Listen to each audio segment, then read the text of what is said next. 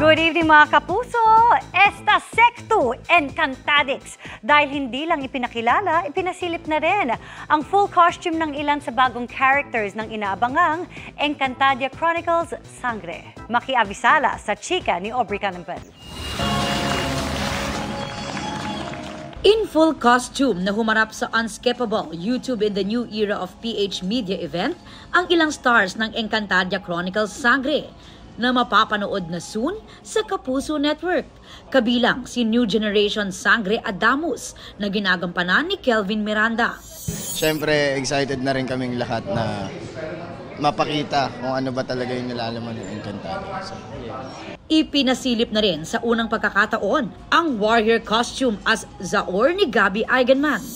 Actually, we're all excited to showcase what's in store for 2025, especially for Encantadia Chronicles, which is Sangre.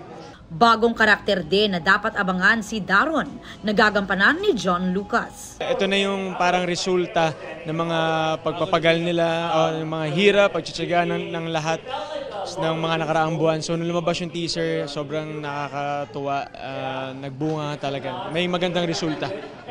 Ang Gueco twins na sina Vito and Kiel as Matuk and Tukman. Si Therese Malvar as Dina mula sa Mortal World. At ang beloved Encantadia character na si Imaw may special appearance rin.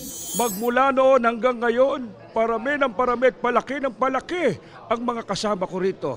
Ang presentation of characters ng Encantadia Chronicles Sangre ang isa sa highlights ng presentation ni GMA New Media Incorporated President and COO Dennis Augusto Kaharian.